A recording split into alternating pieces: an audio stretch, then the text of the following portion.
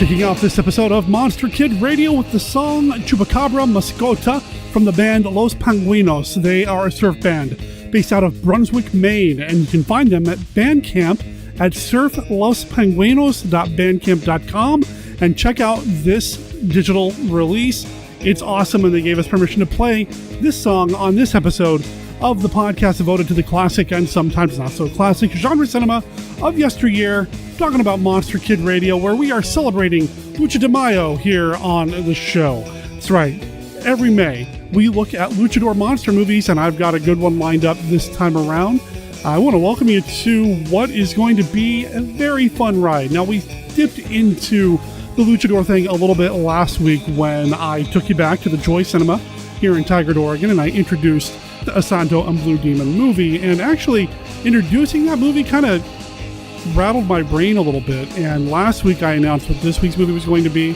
And I kind of had this plan set up regarding what movie I was going to talk about this week and then next week, and I mixed it all up. So if you came here looking for Santo and Blue Demon, the Wolfman, and Dracula getting it on, stay tuned. That's happening next week with Frank Schildener. This week, we've got Mark Pedersen. The man himself, Dr. Tongue, is joining me to talk about a movie that I'm going to try to pronounce in Spanish, Santo en la Venganza de la Momia, or you might know it as Santo and the Vengeance of the Mummy. And you might even be hearing my cat Wednesday in the background as I'm recording this. Why she decided right now to start talking, I have no idea. But anyway, that's the movie we're talking about this week, Santo and the Vengeance of the Mummy. Now, we've got a few of our regular segments here. We've got Kenny's second part of his 4-part series looking at Famous Monsters of Filmland and how they covered the Mexican monster movies. And, of course, we've got another story from Professor Frenzy with Professor Frenzy's Bedtime Stories. That's all happening in this episode. I'm excited to get to it all. I hope you guys and gals dig it. Put on your luchador mask and wait for the timekeeper to ring the bell right after this.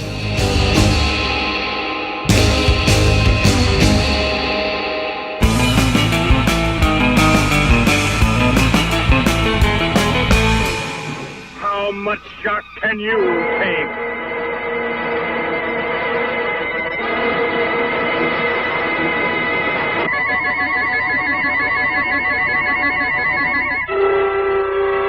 It will haunt you forever. From the depth of evil comes a diabolic killer of beautiful women. The vampire's coffin. See a vampire's body stolen from its tomb. A psycho killer removes the stake so the vampire can again prey on beautiful women.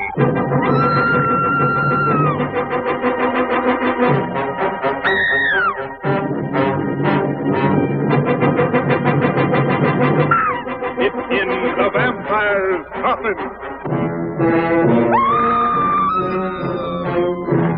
And to complete a double night of horror, a monstrous nightmare of terror turned loose in a fight to the death.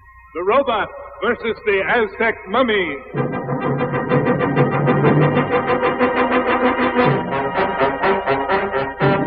They will bring you a night of terror.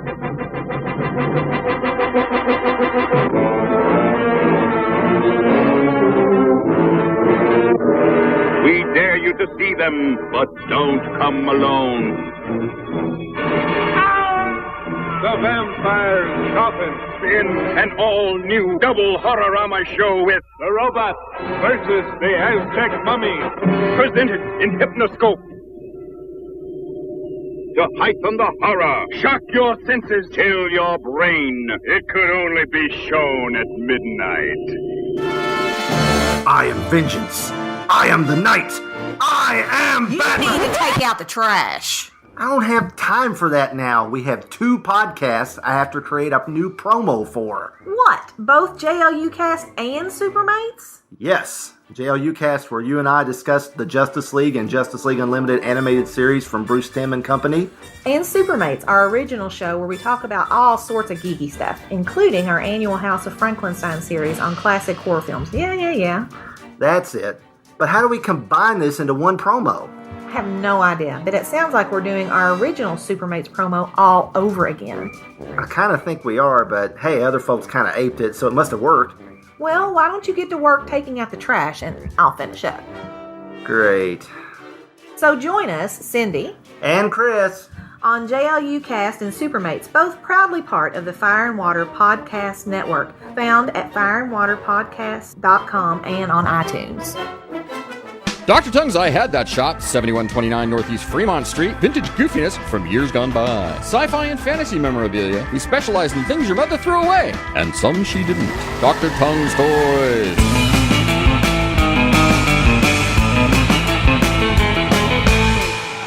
Professor Frenzy, it's a show. Professor Frenzy, show. Professor Frenzy, it's a show. Professor Frenzy, show. Welcome to Professor Frenzy's Bedtime Stories, created especially for Monster Kid Radio. My name is Jerry Green. In this segment, I'm going to tell you some stories contained in the EC Horror Comics. Today's story is The Werewolf Legend. It is from the Vault of Horror number 12, the April-May issue from 1950. It was written by Bill Gaines and Al Feldstein, and the art was by Wally Wood and Harry Harrison. So sit back, relax while I tell this hair-raising tale.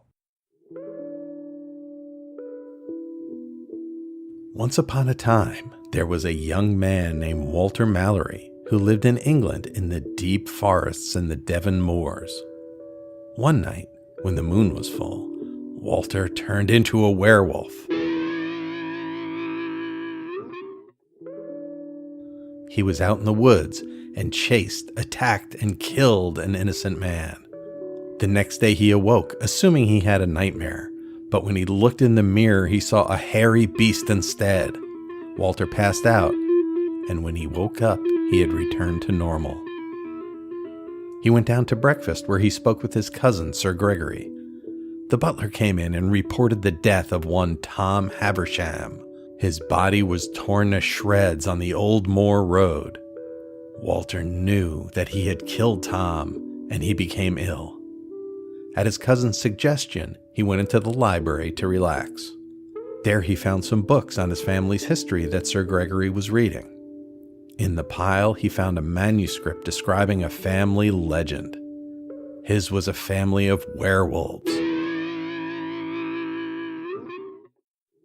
The first of the line was Edmund, who became a werewolf on crusade.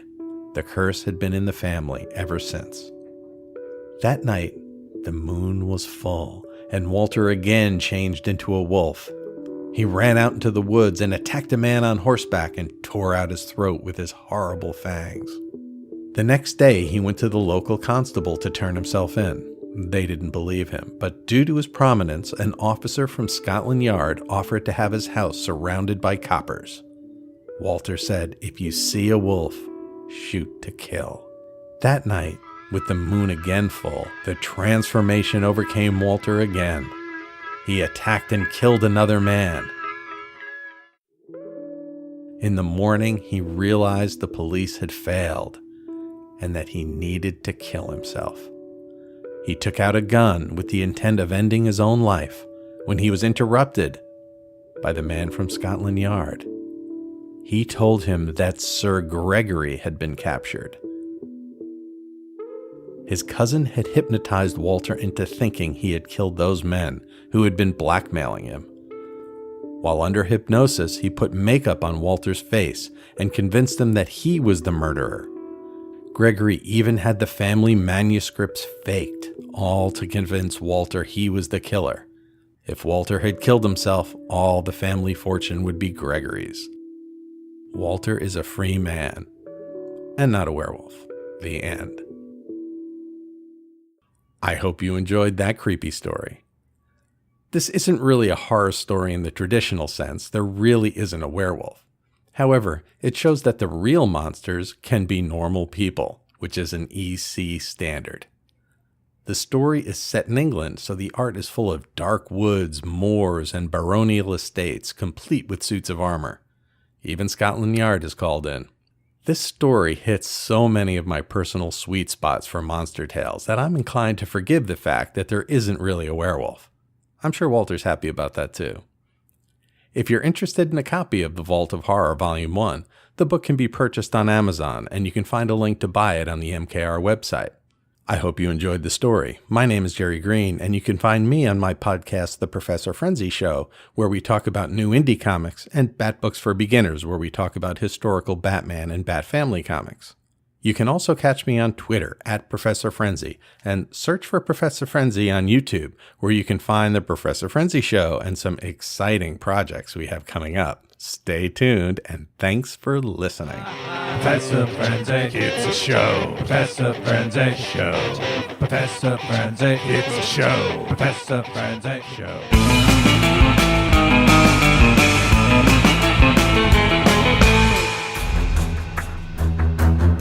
Vampires, werewolves, zombies. Yes, these things are real, but fortunately for those of us who can afford him, so is Mark Temple. And he's good. Real good. He's a former FBI agent turned freelancer with the knowledge and skills to eliminate your monster problems. And his rates are negotiable. Monster Hunter for Hire, the first volume of the Supernatural Solutions, the Mark Temple Case Files, is now available in both ebook and paperback. Go to tinyurl.com/monsterhuntertemple to buy your copy of Derek M. Cook's latest book. Read about Mark Temple, the experienced professional now available to rid you of your supernatural, ghoulish, and monstrous pests. That's tinyurl.com/monsterhuntertemple. And don't worry, Mark Temple is discreet.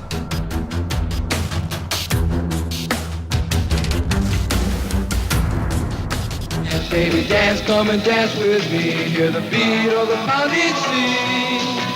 Ride, baby, ride, come and ride with me. Let your feet go easy. What do you make of this? Where does the other end go? It dumps into the ocean. It looks exactly like the South American Fantigua fish. I hope you can take one alive, Sheriff. I still believe that a human clawed that girl to death. The Beach Girls and the Monster, starring John Hall, Sue Casey, and the glamorous Watusi dancing girls from Hollywood's famed Whiskey A Go-Go nightclub. Music by Frank Sinatra Jr. You got a monster in the surf. Chicks, do you have a problem? You won't have after you meet the monster on the beach. If you see this ghoul, play it cool. Beauties in bikinis, laughing, singing, surfing, sinning. Beach party lovers making hey hey in the moonlight while the monster waits and watches.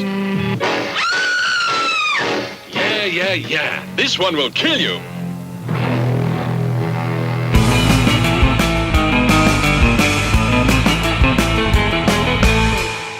Hola, cabezones de Radio de los Niños Monstruos. Soy Kenny con un vistazo a monstruos famosos de la tierra del cine.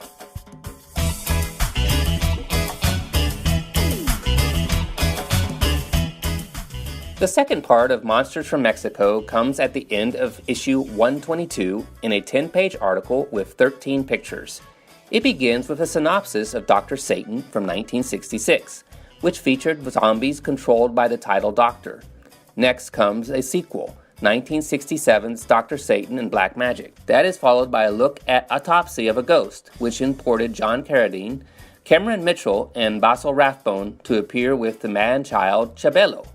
Chabelo is a famous Mexican TV personality who did a kids show advertising all types of junk food via silly games.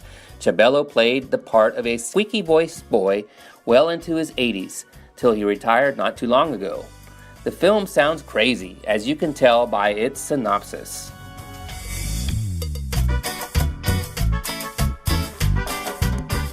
In 1567, Canuto Perez committed suicide.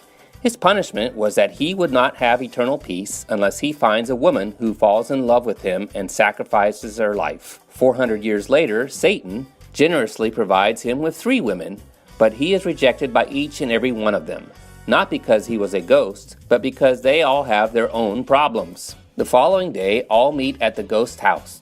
Galena, a pretty woman who happens to be half insane, Susanna, a sassy and superstitious maid, Vitola, a female robot. Moleculo, a mad inventor, played by Cameron Mitchell, Satan himself, played by Basil Rathbone, and Chabelo, a spoiled child. A bank robber arrives to complicate matters, followed by an agent who calls himself 07½. The thief is also followed by a crooked mouthpiece and two cheaters who are looking for a sucker. An amnesiac heir steps in with the purpose of kidnapping the beautiful Galena.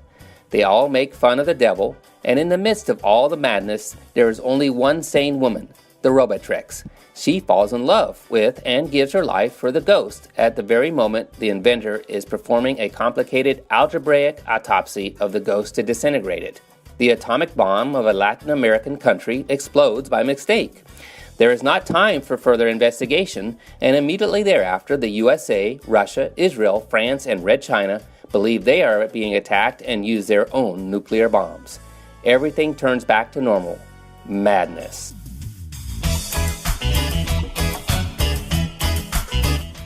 The article continues with Batwoman from 1967, which features this production comment.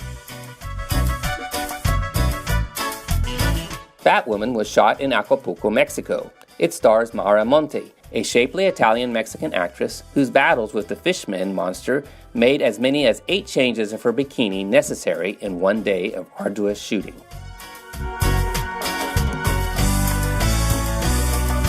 1968's Lady Death follows, which also imported John Carradine. Next comes brief mention of House of Madness, Super Zan and the Space Boy, and Devil's Women from 1972.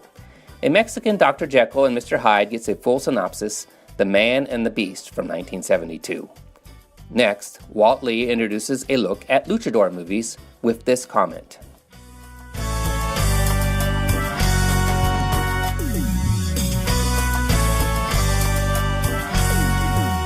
Masked wrestlers are extremely popular in Mexico, and many of them appear in both the arena and as movie heroes.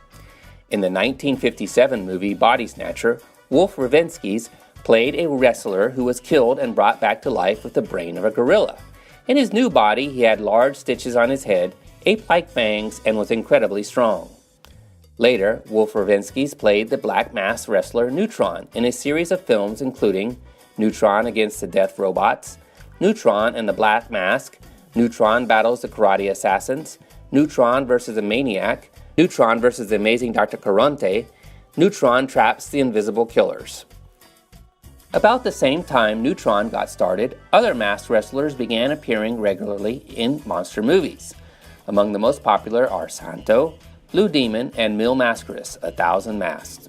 Other wrestlers who have appeared in horror adventure films are Angel, Blue Angel, Tinieblas, Darkness, Frankenstein, El Rayo de Jalisco, the Lightning of Jalisco, El Fantasma Blanco, the White Ghost, El Avispón Escarlata, the Scarlet Wasp. These wrestlers are somewhat like Batman in that, while they have no superpowers, their great strength, mental agility, and sheer daring give them the winning edge over even the most powerful supernatural creatures they might encounter. In many films, the wrestler appears in teams, as do the popular monsters. One group is called the Champions of Justice, and includes Blue Demon, Mil Mascaras, El Rayo de Jalisco, El Fantasma Blanco, El Avispón Escarlata. In one of their films, they battle a crazed scientist who turns rats into aggressive monsters by means of molecular transformation.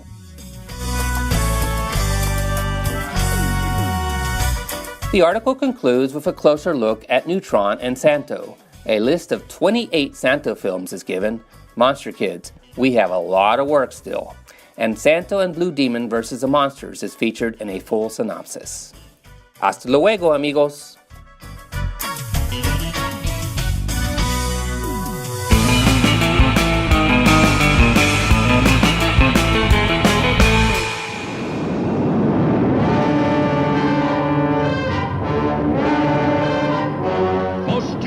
News of all. At nightfall, monstrous animals crawl out of crater of volcano. Great herds of cattle stampede before this living inferno. Vast area devastated by appalling new horror. A creature named the Black Scorpion by panic-stricken people of San Lorenzo. Entire population prays for deliverance. For miles around, cowboys came upon one dead steer after another.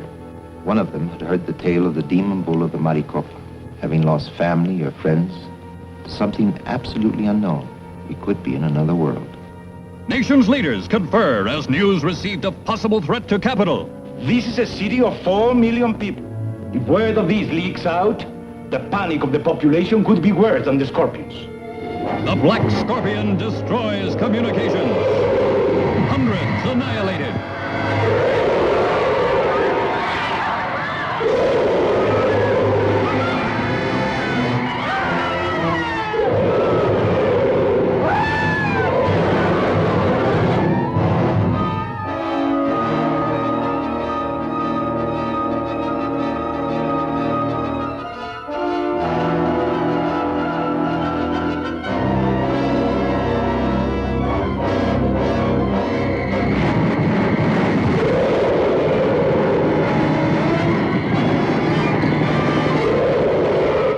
On a scale never achieved before by any science fiction picture. Thousands in the cast.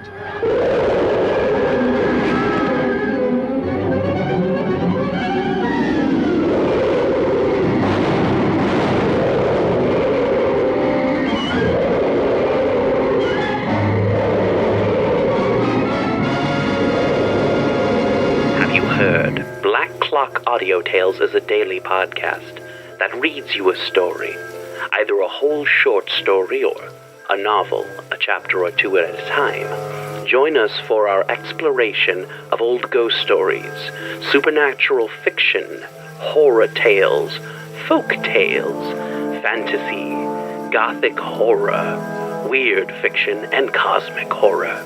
And don't forget to join us for our monthly show about the Cthulhu mythos at the end of the month. Black Clock Audio on Instagram, Twitter, Facebook. Black Clock Audio Tales. Part of darkmyths.org. Thank you.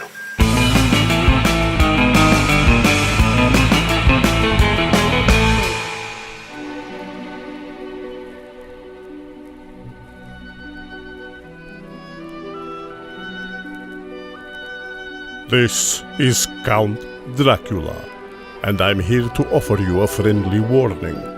Derek and his guests often get excited, and occasionally this results in revealing key plot points of the movies they're discussing. You know how the children of the night, monster kids, can get sometimes. So consider yourself warned. And don't come begging to me to kill them for their transgressions afterward. I have more pressing issues to take care of, like that pesky Van Helsing. And you know what? What the heck? Let's just use this episode to kick off Lucha de Mayo. Mayo, thank you. Mark Pedersen, welcome to Monster Kid Radio. Hey, how you doing, Derek? I'm good. Now, listeners, you hear this man's voice every other week on the show. He is the man behind Dr. Tongue's World of Monster Collectibles. Nope, say it right. Say it right? World of Monster Collectibles! See, I don't dare try to do that because I can't give it justice. Well, you know. I can't do it justice, man. It's a gift. Well, yeah, it's something. That's what I keep being told. Funniest man I know. I've enjoyed the heck out of the segments. They've been a lot of fun. I love putting them together when you send them to me, and just publicly going to say thank you here on the show for doing that. Oh, no, my pleasure, actually. It's just, I've wanted to kind of do it for quite a while, and I was trying to figure out how I was going to fit my puzzle piece into the Monster Kid Radio world, and hopefully people are enjoying it, and I enjoy doing them. It's kind of a pain in the butt trying to find stuff that people haven't heard of. That's the problem. Well, one of the most fun parts of it for me is when you do the artist spotlights, and then I get to go dig around and find the websites you're talking about, and wish I had a lot more money to spend. So maybe it's not as fun, but it is. It's interesting. Well, that's the beauty of the internet. You can actually look at stuff and not actually own it, but just covet it. That's what I do with a lot of my stuff, Yeah, well, you've got a whole store full of this stuff, though. You are the man behind Dr. Tongue's I Had That Shop, which, listeners, if you are in the Portland, Oregon area, you need to do yourself a favor and go check that out. It's Mecca, man. If you like old crap, we've got a lot of it. Come on down. Take it away. I don't want to die with this stuff. There you go. Well, Mark is a fan of collectible toys and monsters, and he's a huge fan of luchador monster movies and wrestling and lucha libre in general. So yeah, we had to have him back on for this month's theme, and we are going to be tackling a monster movie, kind of, sort of, with, well, Santo, the man. But before we do that, Mark, we got a round of the Classic 5 to play. You ready to do this? Let's do it. All right, so for listeners who don't know, or you're just now joining us, or forgot since last week, Classic 5 is a game that we play here on Monster Kid Radio. I've got a deck of cards here. They are a literal deck of cards. Each one of these cards has a this or that, which movie do you prefer style question on them. All about classic monster movies. There are no wrong answers. Mark, are you ready to play? Let's do it. Oh my, okay. Didn't do this on purpose, but first card, first question. What's your favorite Mummy movie? Oh, good Lord. There are so many. And Mummy is like as yourself is one of my favorite characters. Mm-hmm. Slow moving, easy to get away from, but you're terrified. So, I gotta go with I'm gonna go with the Hammer film, The Mummy with Chris Lee. Oh wow. Okay. I mean, there's so many to choose from. I mean, you've got the Mummy trilogy from Mexico, the Aztec Mummy trilogy. Mm-hmm. Includes a lot of great bad movies. For sheer entertainment, I want to go with that one, the Hammer film. Fear will freeze you when you face it. The Mummy. Torn from the darkest tomb of the pharaohs, it rises from the quiet dust of centuries to wreak a strange vengeance against mankind. The Mummy. It tears steel bars like paper. It snaps men's spines like matchsticks. It walks through bullets like a ghost. The Mummy. It sees without eyes. It lives without breath. Yet its desires are strangely, madly human. The motion picture screen's most shocking experience in suspense. In chilling technicolor. The Mummy. Card number 2. What is your favorite non-Toho kaiju? Gorgo. No motion picture of our time has ever unleashed shock spectacle of such scope and realism as up from the depths of prehistoric mystery rages Gorgo. The headlines of the world blaze the fabulous story of this monster from another age, catapulted from some vast sub-ocean cavern by unprecedented volcanic action. And the headlines scream the story of the reckless skin divers who captured the monster and put it on exhibition. Sam! Pull out! Drop the nets! What do you think you're doing? Hey, take it easy. I came to let him go back to the sea where he belongs. Why? Maybe to save your silly skins for you. Hurry, hurry, hurry to see Gorgo! But the headlines do not record the story of a little boy who had a curious sympathy and understanding for the fantastic creature. What strange secret does he know that scientists only suspect? You trying to say there may be a fully grown one of these things around somewhere? How big would a full-grown one be? An approximate guess. The infant. The adult. That would make it nearly 200 feet tall. Wreaking terrible vengeance against the civilization that has captured its offspring. Towering over the cities of the world as millions flee its awesome terror.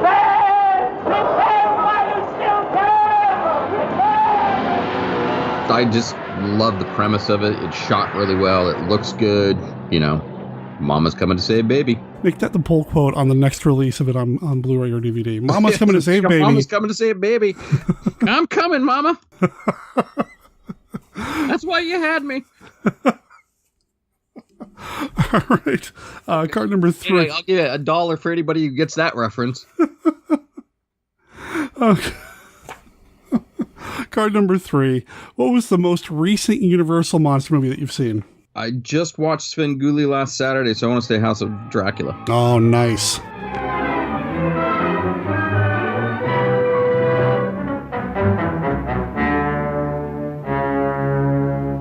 I am Count Dracula. You see before you a man who has lived for centuries, kept alive by the blood of innocent people. When the full moon rises, I turn into a werewolf with only one desire: to kill. I tried to perform the miracle of science and failed. My blood is contaminated with the blood of Dracula. Yeah, it was fun. It's nice. I love Sven. Yeah, good stuff. Good stuff.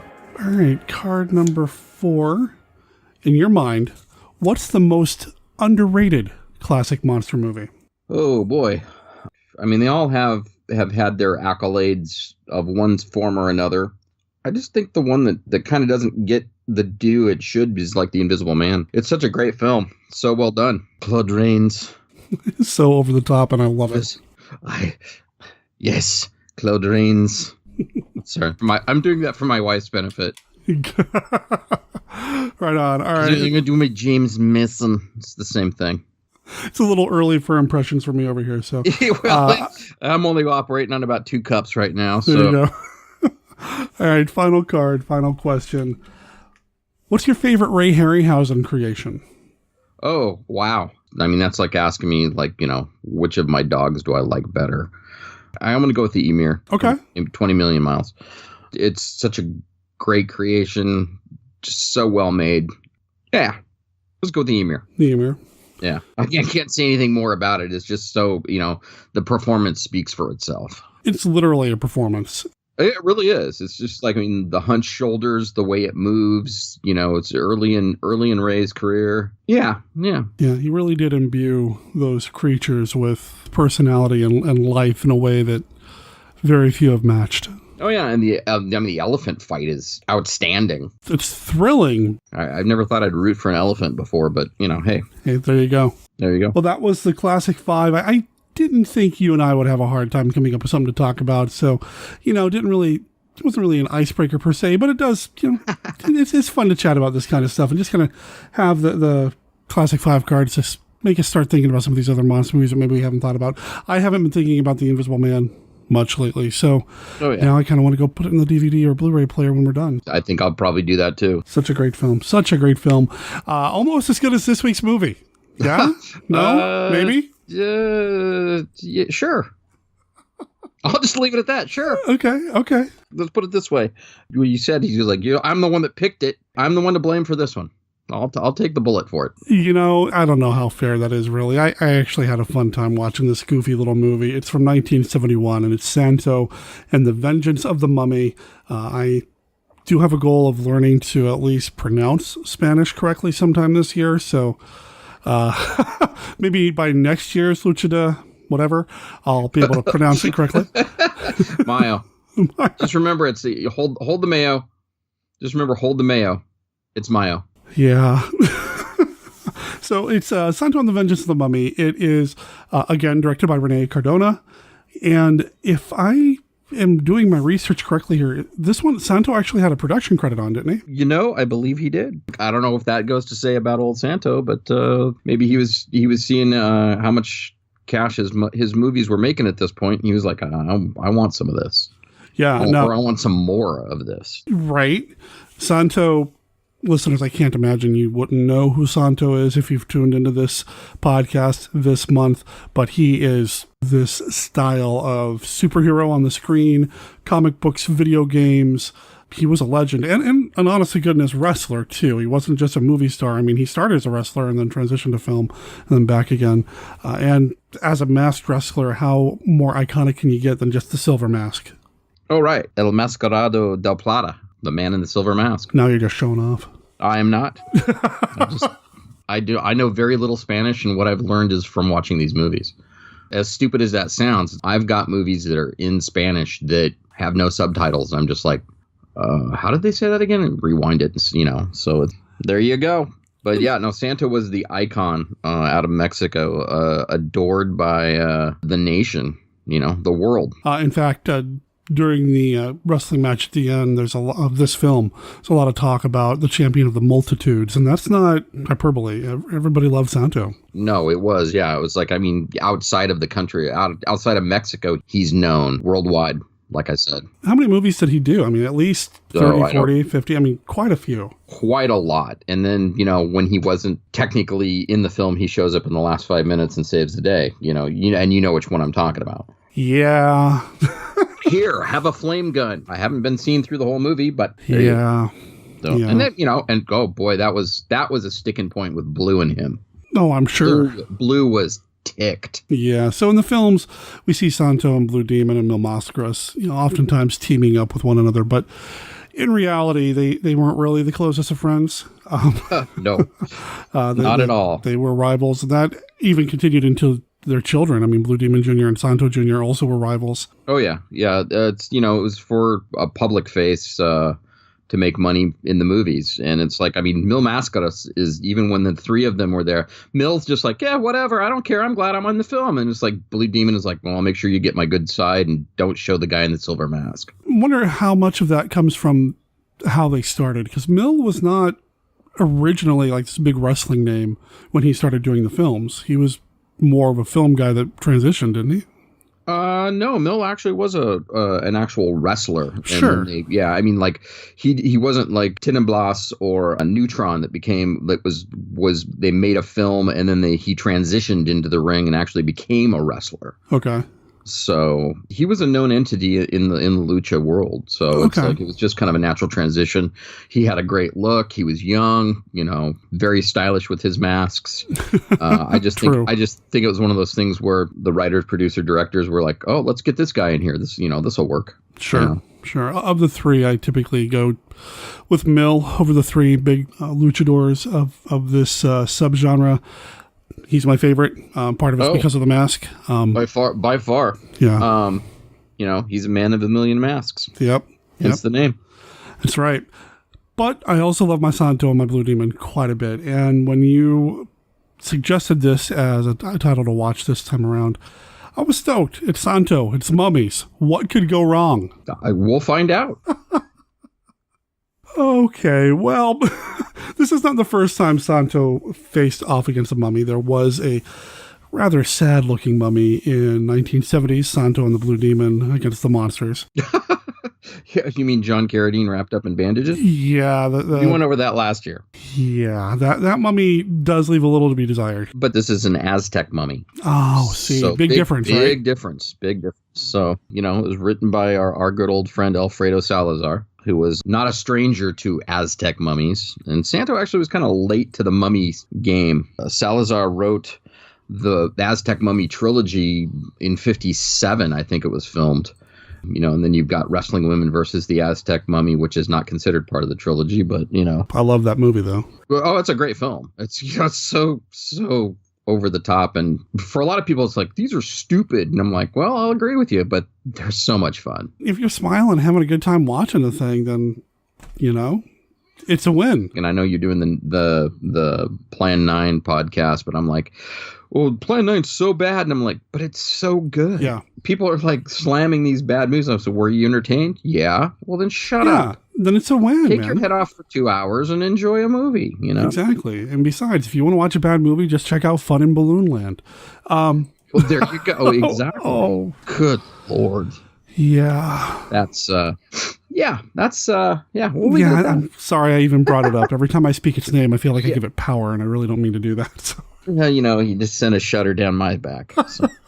Hey, it was a mutual friend that made that movie part of my repertoire. I mean, it was Jeff Martin over the Joy Cinema that introduced me to that gem. So. Oh, good Lord. Jeff has introduced me to a lot of weird crap over the years. I think he's played it. And me, and it goes both ways, too. It's like, hey, Jeff, you seen this one? That's the best kind of friend, though, right? To have Of course. That's why you and I get along. I love these films. Oh, God, yes.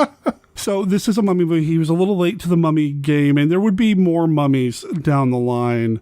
I think the next film that he did was The Mummies of Guanajuato, wasn't it? I think The Mummies of Guanajuato was a year before.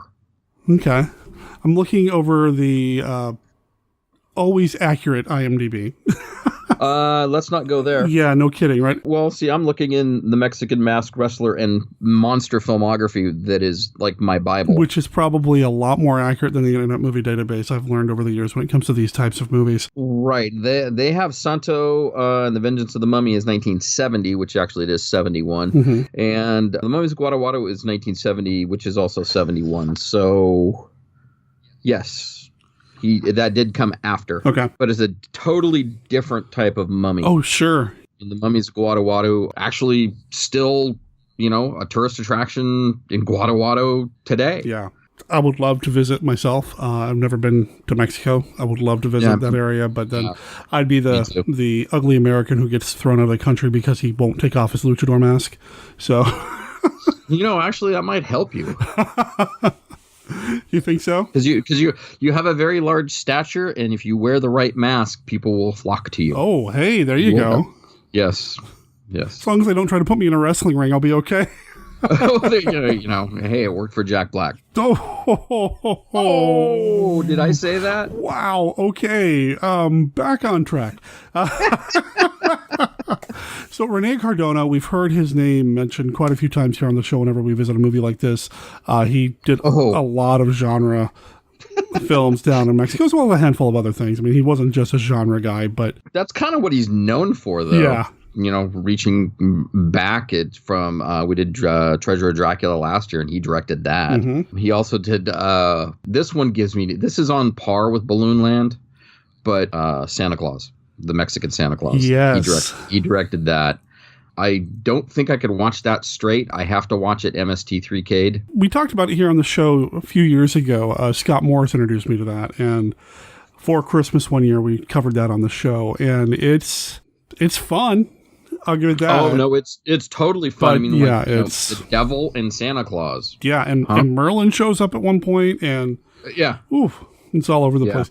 Now, Cardona was also capable of making more exploitation-like films. I mean, Night of the Bloody Apes is one that he was involved with, and that one's pretty rough. Alfredo Salazar and René Cardona, their careers ran hand in hand. Mm-hmm. You're talking Dracula's Treasures. Alfredo Salazar wrote Wrestling Women versus the Aztec Mummy, The Assassin, Face of the Screaming Werewolf. He was the producer on Night of the Bloody Apes. Mm-hmm. And actually, this is funny too, is Alfredo Salazar is the brother of Abel Salazar. You know who that is? I have not had a cup of my coffee yet, so okay. Yeah. Take a gulp. And he was the star of Brainiac. Baron Del Taro. That's right. Yes, Abel Salazar. So he was the Baron in Brainiac. Right on. Mexican cinema during the 50s, 60s, and 70s is very incestuous. Everybody is like, oh, I know a guy. And I'm sure there wasn't a lot of guys. There wasn't a lot of people doing Mexican film back then. So it was just one of those things, I guess you just used what you had, So, Alfredo Salazar, you got another mummy movie? Oh, yeah, I'll write something up. I'll have it for you next week. Yeah, give me the weekend, and I'll get back to you. Which, pretty much. That's kind of how genre cinema kind of works sometimes. You don't have a lot of money, and hey. Look at Ed Wood. I mean, he had his cadre of followers and Criswell and the sort. Well, and even somebody like Paul Naschy. I mean, hey, we got some money and we need to make a monster movie. Paul Naschy, why don't you write something? And then you get Horror Rises from the Tomb. So that kind of happens. Right. And I love it. I love that you can have these groups of filmmakers, performers, actors, writers, directors, cinematographers, whatever, that seem to kind of stick together and make some of these movies sometimes. The Roger Corman group. All the people that he assembled around him. I love it. And you start to see that in the personality of these movies that we're talking about now. These luchador monster movies, they have, I won't say a formula, but they have a rhythm. There's usually at least 2 wrestling matches. If there's only 2 actual wrestling matches, it's going to be at the beginning and the end of the film. If there's more, you're lucky. It's a bonus. This movie has the 2 wrestling matches, one at the beginning and one at the end. You have the bonus match in the middle. We do have a bonus in the middle. But an actual match, yeah. What's that? Well, yeah, so, that would be considered a street fight, I guess, because, there was foreign objects being used, but we'll get to that when we start talking about the film. Oh, boy. Yeah, well, let's talk about the film. Yeah, let's dive in. Let's dive in. So, it's 1971. We have Santo. He's just turned 50 or so. I think so. I think that's his age. I didn't do the math and look that up, so I know he passed away in the 80s, so that sounds about right. So we have the opening match. because we have to have an opening match to establish who Santo is for the two people in the Mexican audience who don't know who Santo is at this point. We have to have the match. And, we talked about this before too, and I've talked about it with other people. I love that this happens with so many of these movies because sometimes this is the only way you can actually see some of these classic wrestling matches. The WWE Network isn't going to have, a whole section devoted to Blue Demon, but if you go back and you watch some of these movies, you might get lucky and actually stumble across an actual classic match that they've repurposed for the film. Right. That was kind of the whole point too, because Lucha Libre was a nation. It's like, the national sport aside from soccer. Mm-hmm. And it was like a lot of people couldn't get to the matches. So that one way that they would bring that to the masses was putting it in the films. So people could go and if you live in a little small town in Mexico and you have to travel to go see matches, whatever, it's like you could go to your theater and watch a match. Sure. And people, so that was the magic of the Lucha Libre film. It was kind of a double-edged sword. You have the Lucha Libre for people enjoying that, and then you get a nice story monster movie. Well, after the match, Santo is kind of sort of invited to an expedition. That was a very weird transition. That I did or the film did? I want to mention is like one of the Italian tag team members. Okay. Has the best name ever. Gory Casanova. Gory Casanova. But see, the funny thing is I watched the Rise Above version. Okay. Which was it's subtitled, and it's Gory, Gori, which is like very Eastern European spelling. The first once or twice that they put the name that the announcer said, they spelled it Gory. Oh. Which I'm like, oh man, that would have been such a better name. Yeah. If you spelled it that way, Gory Casanova. God, I love that name. Yes, isn't that awesome? Oh. I want to be called that from now on, Gory Casanova. That's awesome. And now I'm going to be obsessed with this guy. The Internet Movie Database only has one other movie credit for him in the movie Sex Monster from 1963. Yes. And I believe, I want to say that was also either a Cardona or a Salazar. Well, it's Doctor of Doom is how we know it here. And that is Cardona and Salazar. Well, then both of them then, I think. Yeah, they both were involved with that, which is also a fun little movie, too. Well, all of these are fun. What are you talking about, Derek? Come on. That's true. Don't sell these short. I don't have to convince anybody. These are all a blast. Oh, yeah. No. I could sit down and watch 3 or 4 of these in a row and not feel like I've lost time. Well, maybe. Yeah, So Gory Casanova, God, I love that name. I want to use that in something now. Oh, I know, yeah. Well, it's like, it brings to mind, though, from Mystery Men, Casanova Frankenstein. Yeah. But, I digress. That's the way my mind works. Oh, yeah, let's, it's like 7 degrees of Kevin Bacon. It's like Gory Casanova, Casanova Frankenstein, Casanova the Lover. Where was I going with all this? I think we were talking about Santo being invited onto some sort of trip to go look for a mummy. Yeah, so they put this group together for this expedition. They found quite a group, I might add. And it's a huge group. I mean, yes. we go a good 10, 15 minutes, and they're still adding people to the, hey, we're going to have this tour guide and this group of people that's going to help bring us down. And, hey, there's a treasure, aren't you? You want to come along too? And it's just really this big group of folks that they're going to bring. Fortunately, as the movie continues, they start falling off, but wow. But, okay, now I want to bring up, as I do with these films, I will cut them apart for fun and comedic purposes. Okay. I love these films. Like, don't get me wrong. I'm not cutting these down, but some of the choices that I'm like, okay, was it Professor Romero? He goes, oh, I've got this information that we found an ancient mummy tomb and we're going to go explore it and find out where it is and stuff like that. But then when they go to the small village, and the best part I love about this is like, there's the Jeep that's just, okay, we can't go any farther. The next scene that shows them walking into a town with a very nice paved road. Sure. And I'm like, you couldn't go any farther because you couldn't find the road or what? And then when they're talking to the old man, the grandpa, who is going to be their guide, he seems to know all about where the tomb is. And everybody in the town seems to know about the tomb.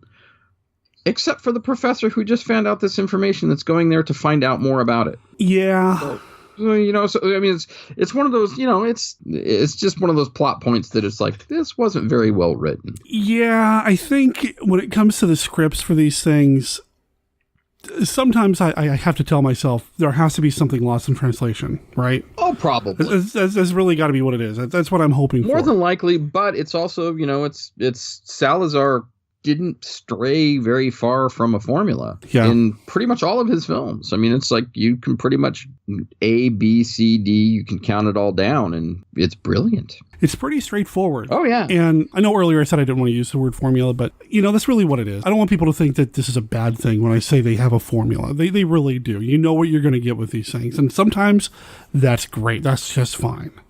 And you do get that with this. You mentioned Professor Romero.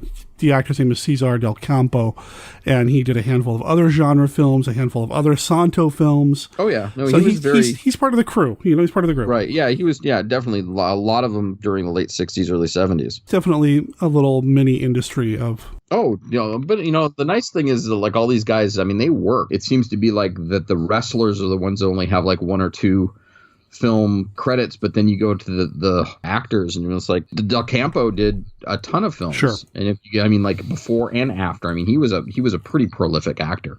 And a lot of the guys that were quote unquote actors had long storied careers. Well, you mentioned the Jeep getting stuck, and I think this is might have been the first or the second time this happened in the film. It's the first time I really kind of noticed it and acknowledged it. A lot of the scene transitions in this film, you get that music as we rack the camera from one side of the screen to the other. And transition, there's our segue, there's our wipe, I guess. Get from scene to scene. Time has elapsed, and now the Jeep is stuck. And that happens a couple of times through this film. Every time we want to just kind of fast forward a little bit and get to the next part of the film, that's what happens. And that's standard. Yeah. I mean, that's standard in Mexican cinema. Yeah. So it would it preclude any type of post-production, doing a wipe or, having to do any type of effect on the film after the fact. Mm-hmm. I think that was probably just more of a time-saving effort than anything. I'm sure. I noticed it more in this one than I have in other films, and I don't know if it's because of the music stinger they insisted on using. Boing. Yeah, pretty much. Yeah. It's effective, it works. Yeah, so. it works in the context of the film, and that's all we can ask for. There's another professor character I want to talk about real quick. Oh, yes. Yes, shall we? Professor Jimenez? Man's an idiot. Pretty much, yeah. But you have to have a comic relief. You really do, and that's also I hate to say it, that's also part of the formula. It really is. Professor Jimenez confused a roadrunner with a coconut. Okay, let's just say. My favorite is when he's still sitting in the Jeep and everybody else has moved on, and Santo's standing there and he's like, "Look what I've discovered!" And he's like, "What is it, Professor?" And he goes, "I don't know, but it's in my garden back home." Okay. Yeah, he was. I have to say, he was a very annoying man. He really is. But again, it's that comic relief character, right? Exactly. It's the brilliant man that's going to decipher the code on the mummy's hieroglyphs when you get there. Yeah. But don't expect him to be able to tie his own shoes. No. Yeah. No. Yeah. This guy is just kind of oblivious, and he does blame it on his new glasses that are made out of plastic instead of glass. But okay. I feel his pain, actually. Do you know? See, I've got plastic lenses, and I've never confused an onion with a jicama. Well, that is true. But of course, then he didn't have his prescription. This is true. Maybe that's the issue, right? He just need to get his prescription changed. No, I have some confusing information about. It was Carlos Encira who played Professor Jimenez. But doing an IMDb search, they had him playing the Mad Doctor in Santo and the Blue Demon Meet the Monsters, which is totally wrong. I don't think that's correct, yeah. That is not correct. Oh, somebody on IMDb is putting in the wrong information. Spoiler. Right. You mean something on the internet is wrong? Yeah. It's like I should check WikiLinks. I'll admit it. I did a little research. I don't just sit down and talk about this stuff. He didn't really have a lot of other credits. There was a couple other genre credits, and that was about it, right?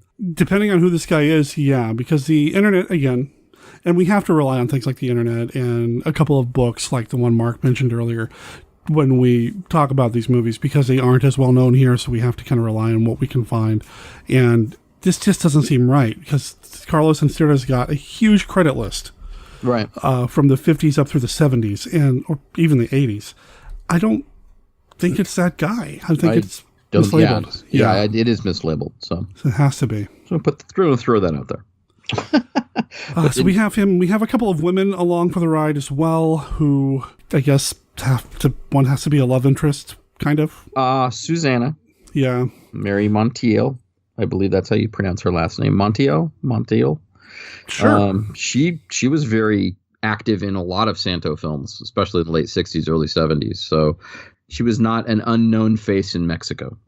And I say love interest, it's not salacious at all. These movies, when it comes to the girlfriend characters or just the women who are interested, it's pretty chaste for the most part. Well, yeah, I mean, I think that a lot of that has to do with the Catholic background of Mexico. Yeah.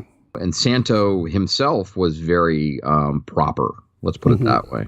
I mean, we talked about that last year with Treasure of Dracula, where he didn't know about or wanted no part with the nude scenes. And that's why I brought that up, too, is because last year when we did talk about that, we did have some topless women running around, but that was more the anomaly. That was not typically what you saw. I've gotten some confusing information over the last year that and I'm digressing again. That's all right. Treasure of Dracula, there was actually a scene with Santo in bed with a topless woman, and I don't remember seeing that cut. Oh, I don't remember seeing that either. I don't either, and I got that information off of you know who the Bone Jangler is? I do. He mentioned horror host. Yeah, he mentioned something about there's a cut of the film that shows Santo in bed with his main girlfriend that he sends back in time. But was it Santo or was it a guy in a mask? Yeah, that's the thing. You don't know, and it's like knowing what Santo and his strong devout family beliefs. I have a hard time believing it was Santo. Yeah. But anyway, like I said, I digress. It's kind of hard to say. So, yeah. I mean, it's not unprecedented. I mean, in the 70s, somebody else put on a silver mask and said he was Santo in India. Or excuse me, Turkey. Turkey. And that is mighty. I'm going to side note on that one. That is a mighty enjoyable film. And it is. 3 Dev Adam. It is available on Amazon Prime, so you can watch it there. But I can't remember how it's listed. It's not listed as 3 Dev Adam. I think it's 3 Strong Men or something. It's something like that. I found it through that way. It is not an official Santo film at all. No. It's just like it's not an official Spider-Man film. It's not an official Captain America film. And then who's I'm trying to remember who the third guy is. Yeah. It was anyway. So so there's another digression. So hey, I might as well just bring up Ship of Monsters now. Just out of the blue. Hey, watch that one too. Ship of Monsters is fun. It's awesome. That one is just such a wonderful mix of everything cool about Mexican genre cinema at the time. Okay, and it was early too. Yep. So that was, it was the precursor to what we have now. Monsters, singing cowboys, come on. Giant robots. Yes. And beautiful women. Yep. So good stuff. Sorry, I had to bring that up. So let's get back to let's get back on the main road and talk about this movie. On the main road that the Jeep can't travel on anymore. Exactly. It's stuck in the, and I don't seem too concerned about leaving the Jeep, but of course it didn't look like a very nice Jeep anyway, but details. Anyway, so you have Susanna as the main love interest, and then Rosa Bermudez, who basically is the secretary. She's literally introduced as the secretary. So I think she says something at one point, she's like, I'm here to take notes or something like that. Okay. Yeah, not very progressive when it comes to some of this stuff, but we're talking late 60s, early 70s. It's of the time. Unfortunately, but that's, that was her introduction. Then you had Sergio Morales, who is like the main engineer. Remember the name Sergio. Yes, that will come up later. But a little side note, Eric Del Castillo, who played Sergio, was very, very active in telenovelas later in his career. Oh, wow. Okay. I was kind of surprised because, he went up, I want to say, all the way into the 90s, maybe even 2000s.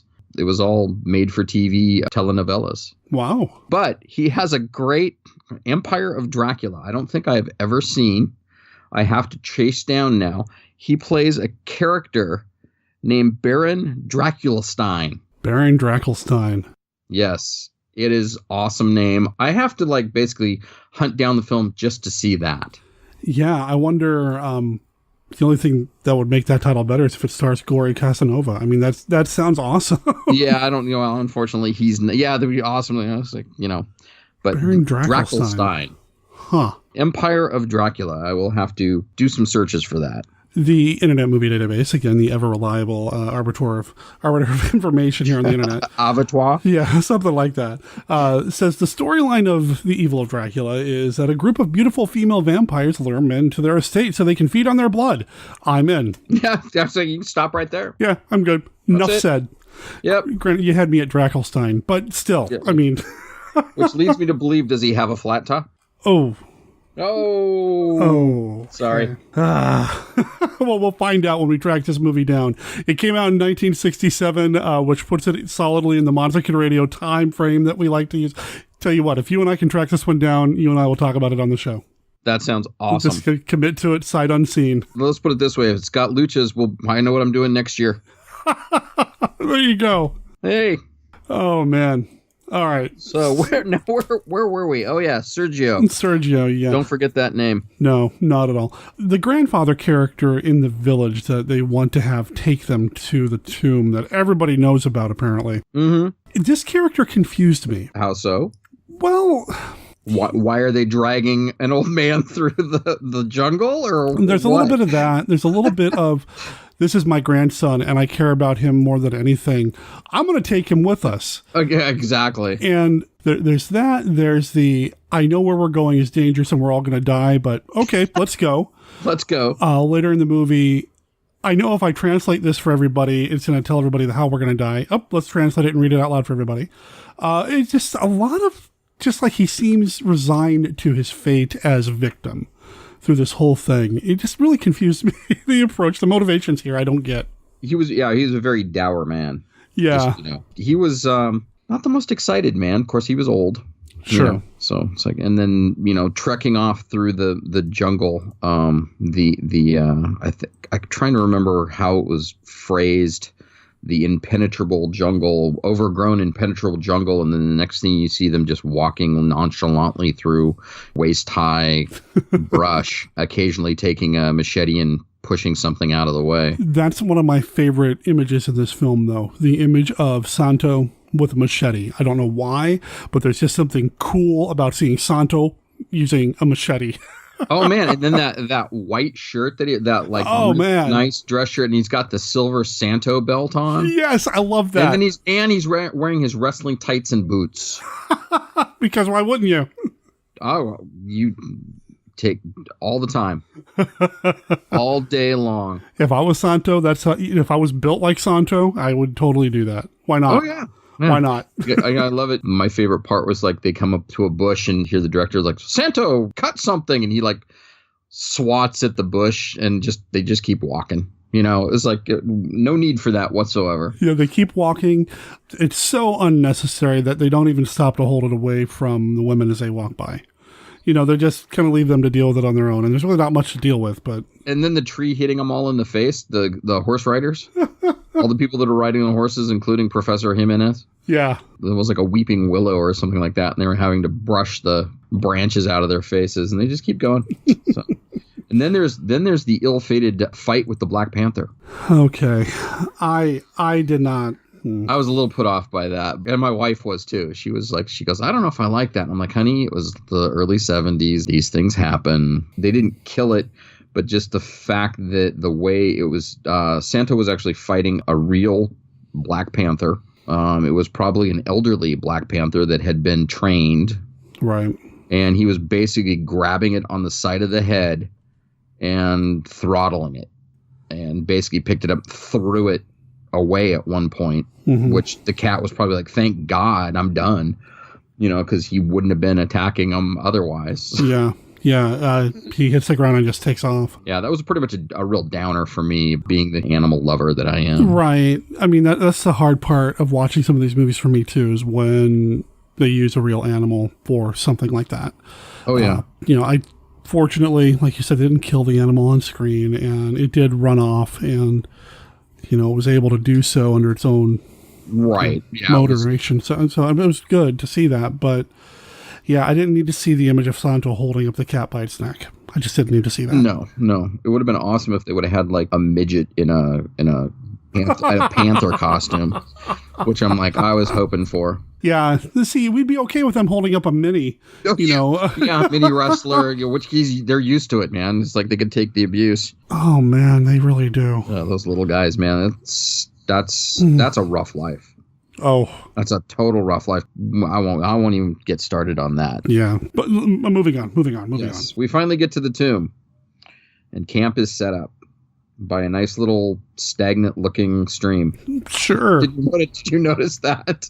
It was obviously a set built indoors. Mm-hmm. It was like I think they were trying to. It was like a body of water that didn't look very healthy. It didn't look like somewhere I'd want to be. It didn't look like it'd be very pleasing to be around. Probably stank. Or, and then if you were actually in the outdoors, it would probably be mosquito ridden. Oh yeah. So not the best place to be setting up your camp, but suspension of disbelief. Hey, we're buying that this guy in a luchador mask is head of security, I guess. Head of security, exactly. Then they go into the tomb. Yeah. Okay, so when we say tomb, at least when I think about a monster movie and there's a tomb they have to go into, I'm thinking cobwebs, dust, tight corners, that sort of thing. Sealed. Yeah. This thing is so well lit and so easy to get into. It's a cave. Yeah. It's well lit because they've set up lights inside, which was very elaborate. Mm-hmm. They got the fuse box, which came into play a few times. Really? Who hiked all this in? I want my tomb wired for lights and exactly. Yeah. But there is a mummy here. There is the corpse, the body of Chief Nanok. Is that what they call him? Yeah. Nanok and his bow and arrow. Bows and arrows.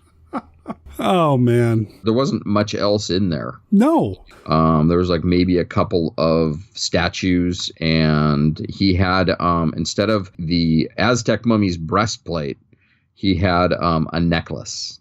A necklace that we really don't get to see very well. Not shown hardly at all, except for in people's hands. Right. There's so much talk about, we have to get this treasure to a museum, and all this treasure. There's nothing here. There was the chest that apparently had the jewels in it, and the whole backstory on why this guy was laid, basically sealed up and killed. That's what they did, is the good old mummy story. Man loves woman, woman needs to be sacrificed, man steals woman, and they run away and they get caught. Yeah. His punishment was, we're going to seal you up alive in this tomb, but why would they put jewels and stuff in there with him if he had broken the law? Yeah, there seems to be some continuity issues here with the story because he's laying there mummified, but when we see the flashback, there was no real mummification. They just pretty much locked him up in a room. Yeah, they sealed him up in the cave, and basically, here you go. When you run out of air, you're dead. Yeah. So the mummy's laid out in, full ceremonial dress, if you want to call it that. It's basically looks like a brown burlap. Sack. I love that. I love the DIY look of some of these monsters and these things. I respond to it so well. I love it. I think I can do it. Hey, there you go. See, maybe that's part of it. Maybe that's part of it for me. Yeah, that's probably. They talk about all this treasure. There's really nothing here, but there are a handful of scrolls that they manhandle like nothing. Oh, basically, yeah. You mean the posters that they rolled up? And somebody who's getting into doing sound for movies now, I really noticed that they were really excited about the sound those scrolls made as they were moving them around. It's just very over the top. The paper sounds moving. The paper rustling. Wow. Yeah. Which just makes it feel like they're messing them up even worse than they already. But the fact that they didn't A, look very old. No. And B, they should have been so decrepit and falling apart that they shouldn't have been really touched by human hands. Right. But no, they're picking him up and just carrying him back to the camp for translation. No but big this is where Grandpa comes into play. Yeah, who's already given us a dire warning about what's going on here. And like I said earlier, we're all going to die, but I'll take you along and we'll see it. And I'll bring my grandson. Hey, can we talk about the grandson real quick? Because we can. Yeah. Agapito! I've already mentioned him once because he's the son of Santo. He is. He's the actual son of Santo. Yep. And he's the one that is wrestling under the mask today. Is he still active today? I know Blue Demons is, and he's getting way up there. He's got a big match with Dr. Wagner coming up. Oh, really? Oh, yeah. Oh, I'd love to see that. Mask hair match at Triple Mania in August. Oh, man, I'd love to see that. Oh, me too. I'm a big Dr. Wagner fan. Oh, he's great. Bien. He's already had his mask removed, though, hasn't he? Yeah, he lost it Triple Mania 2 years ago to Psycho Clown. Yeah, that sounds about right. Yeah, but they offered him a boatload of money to lose that mask, man. Well, after a while, it kind of refreshes the character, too, right? It does, because he's calling himself Ray Wagner now, King Wagner. And his son is actually wrestling now under Hijo de Wagner. Okay. So, it turned out well. He's getting a lot of good main matches from AAA, but I'm digressing again. I don't get to talk about AAA or any of that with people on the regular, so thank you for bringing that to me. Thank you. I die. When I can see a match, like, I want to say Twitch had some stuff going live. Like the big deal Mexican wrestling matches. Twitch had them for free for a while. Wow. And I think you actually can subscribe to the AAA Twitch channel and get those and watch them. But the problem is the feeds out of Mexico are awful. I wasn't paying for it, so I wasn't mad. We were watching one and like the lights go out in half the stadium. Well, I mean, just and the ring lights went out and half the arena lights went out, and everybody brought their phones out and turned them on, and it like lit up the whole ring, and the match just kept going. It was like a regular occurrence. That just kind of adds to the charm, though, doesn't it? Oh, totally. It really totally. I was just like, and I didn't turn it off. I was highly entertained. Yeah. So. But yes, Agapito. Man, we are digressing quite a bit. I hope we have I could geek out on wrestling for a long, long time. We're going to have a 4-hour podcast episode. Oh, People boy. are going to tune out at about an hour. Are they still talking about wrestling? Oh, I got to fast forward. No, I love this stuff. And anyway, so it's Santo's kid. It is Santo's kid, yeah, with a really bad bowl cut. Oh, man. Good Lord. That was something. Yeah. That was that's sandpaper-esque. To be honest though, that feels like the kind of haircut a grandfather would give his grandkid. It does. So I'll give him that. Yeah. I'll give him that. But yeah, that says I was surprised to find out that was actually Santo's real child in the film. It was funny too, because it's like I was like, why does this kid seem so familiar? Because I hadn't I watched the film before, but I hadn't researched it. And I was actually going, oh wow, that was El Hijo Santo. So very cool. Or Nino Jorgito, I believe is. See, now I'm showing off again, and I'm probably butchering it. Somebody's cringing somewhere, and I'm going to get hate mail. Send your email to Mark at Dr. Tongue. No. Didn't he do a movie or two as well, wearing the mask at some point? Yeah. Actually, I thought he did. He was like when he got into his early teens, he was in a film with Santo as a baby Santo. Yeah, his acting isn't really. I mean, he's a kid actor. And he comes from a wrestling family, so the acting probably isn't going to be as solid as others. And the way the scenes are put together when the grandfather does die eventually, the kid seems really upset by it, but then not upset by it. But now we're going to go off to another cave and cry about it. And then he's not upset by it anymore. Just kind of back and forth there. Well, they probably got him fairly cheap. True. Well, that's probably why Santo got the producer credit on. He produced the child. Hey, he got to hang out with his dad. There you go. There you go. It's like it's a little working vacation. Oh yeah. I do think it's sweet the way Santo's like, okay, I will take care of you as my son now, knowing that it's really his kid. Obviously, there's a chemistry there, a bond there that. Was kind of sweet to see in the film, too. Very touching. So just a different side to Santo that you don't normally see. I think we've seen Blue Demon do something like that.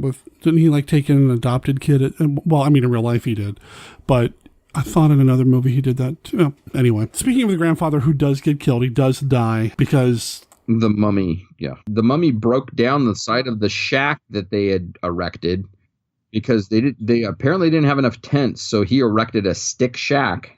Sure. In the middle of nowhere, with a fire inside, made of wood. Go figure that out. Hey. And the mummy breaks down one wall of the shack and breaks the neck of the grandpa. Yeah. Right in front of Agapito. That's brutal. It is, man. It's that's horror films, man. Mm-hmm. And it is. There's no doubt it's the mummy. Of course it is. Yeah, of course. Absolutely no doubt whatsoever. It's clearly the mummy. The curse is coming to fruition. Sure.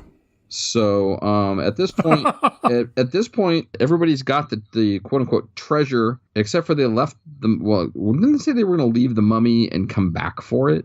Yeah. But they were going to take the jewels and the scrolls and the necklace.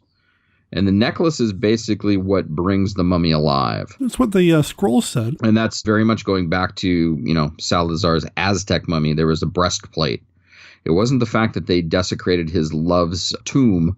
It was the fact that they took his breastplate away. So they took the necklace away from Nanak, and that's what brings him to life because, that's what mummies do. I love the mummy thing, though. I mean, the trope. These people went in, they did something they shouldn't have done, and then they are picked off one by one. Oh, yeah. I've said it before, and I'm not the person who came up with this. It's somebody on one of the Hammer film documentaries that I've seen over the years talking about how the mummy films are all proto-slasher movies. That, really, somebody makes a mistake somewhere, and the mummies just start picking them off. It's the mummy's curse, and it works. It's a wonderful story element that works really well. Yep. Has for decades. Yep. And we'll continue to do so. Well, as long as Tom Cruise isn't involved. Yeah, well, Well, I'm not going there. Yeah. We'll just apparently neither is Universal anymore. So, there's that. In the immortal words of Monty Python, there was much rejoicing.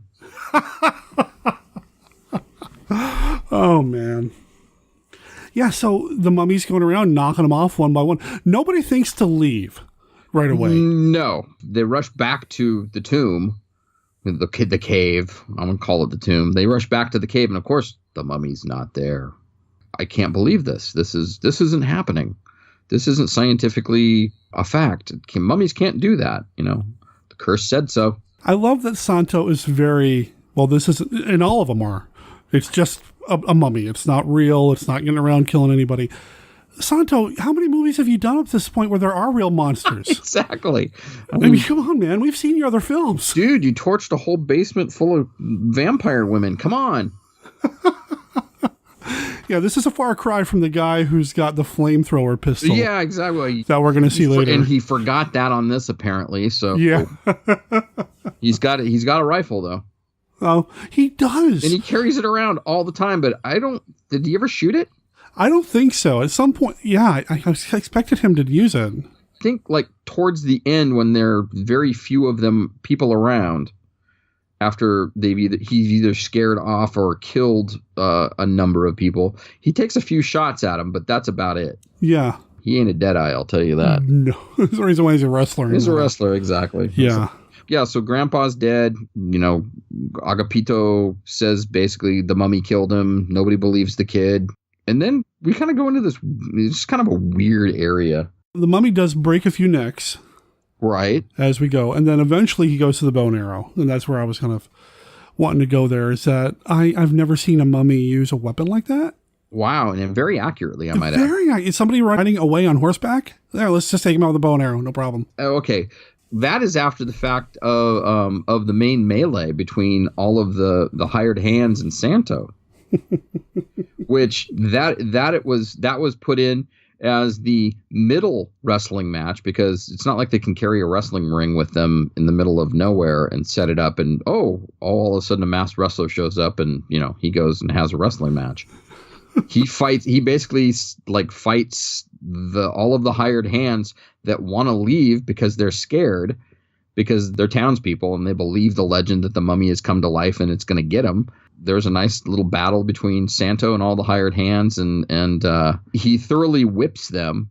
Then the next thing you see is all the people marching back into the cave. And then they all get into the cave, and then he's like, oh, you guys should go back to the camp and keep an eye out for something. So why don't you just leave them there in the first place? Yeah. So they all leave, and then they all really leave. They all packed up and left. So, it leaves, a very small group of people left. You got the professor's dead. He's the original professor. There's two professors. Professor Romero has been killed. Mm-hmm.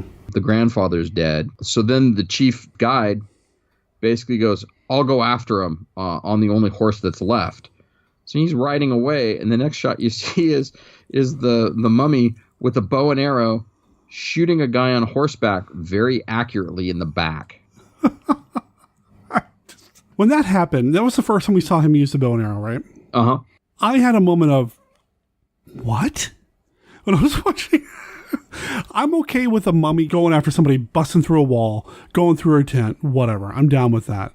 Right. But now the mummy's using a weapon, a ranged weapon, with incredible accuracy. Well, I can't tell, was this supposed to be a hint that something's not exactly as it seems, or is this just low-budget Mexican monster movie making? I can't tell. Because I'm trying to think back. I can't think of in any of the other Aztec mummy movies that he didn't use any weapon whatsoever. There was no weapons used then. My favorite, this is like my favorite, the guide rides back into the corral where everybody's packing up stuff and getting ready to leave, and he falls off the horse with the arrow still in his back. He lives long enough just to go, the mummy. Of course. And that was it. And everybody's like, what? So let's get the heck out of here. Now they want to leave. Now they're okay with, yeah. So, yeah. Well, we had such a big group of people here. We had to narrow it down and whittle it down to just our core heroes, right? I mean, we had, definitely. We had all the people from town. We have multiple professors, Professor 1, Professor 2. Thing 1, Thing 2. Yeah. I mean, we had to really narrow it down. And I feel like they did that rather organically as best as they could. Oh, yeah. I mean, thinning the herd real quick by like, we're scared, we're leaving. Yeah. That kind of got rid of like half the cast right there. Exactly. The cook went with them. Oh, the cook. Another comic relief character. Yeah, him and Professor Jimenez had a couple of little really painful exchanges. So everybody decides they're gonna pack up and leave. So you basically have Sergio, who was the engineer, Santo, Professor Jimenez, Agapito, and then the two women. And that's what's left. Mm-hmm. And then they set up the cots outside. I haven't figured that one out. Well, that makes sense. Sure. They had the cots outside, so Agapito, the two women, are sleeping outside. Professor Jimenez goes into the only tent that's left still erected and promptly falls asleep. And is it Susanna that comes in and starts to take his boots off, but since he's snoring, she's like, yeah, whatever. Exactly. Yeah. Yeah. And then she leaves him there.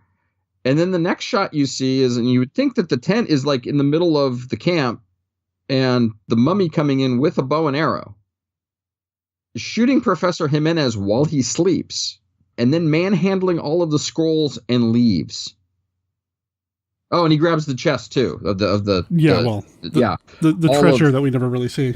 Yeah, that was just kind of a head scratcher to me, because I'm like, well, isn't that guy on watch? Because the funny thing is they said that Santo was on watch. I'm like, why isn't Santo seeing this? It's right in the middle of the camp.